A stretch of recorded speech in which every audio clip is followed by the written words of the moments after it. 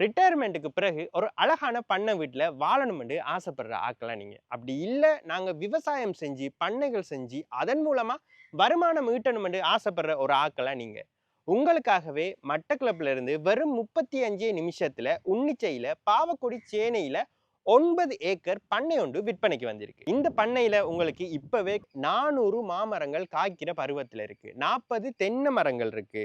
22 அடி உயர tank 2000 litre தண்ணி டேங்கோட காணப்படுகிறது.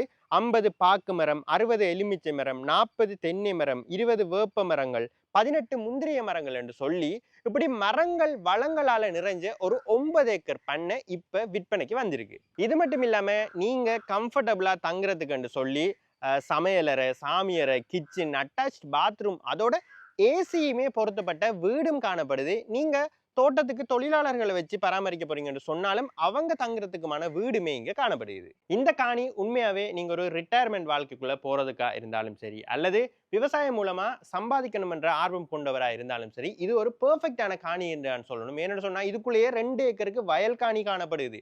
நீர்ப்பாசன வசதிகள் தாராளமாக காணப்படுது. மின்சார வசதிகளும் காணப்படுது. காணியை சுற்றி மின்சார வேலிகளுமே வளைச்சு வர உங்களுக்கு வேலியுமே காணப்படுது. கம்ஃபர்டபுளா நீங்க தங்க போறீங்கன்னு சொன்னா ஏசி ரூம்ஸோட அட்டாச் பாத்ரூமோட வீடுமே காணப்படுது. இப்படி எல்லா வசதிகளும் நிறைஞ்ச ஒரு காணி உன்னிச்சையில பாவக்கொடி சேனையில உங்களுக்காக காத்து கொண்டிருக்கு. இப்பவே நீங்களுமே இப்படி ஒரு அழகான ப்ராப்பர்ட்டிக்கு சொந்தக்காரர்கள் ஆகணும் என்று நினைச்சீங்கன்னு சொன்னா தயங்காம ஸ்கிரீன்ல தெரிகிற நம்பருக்கு கால் பண்ணி டிரெக்டா ஓனர்ஸோட கதைச்சு கொள்ளுங்க.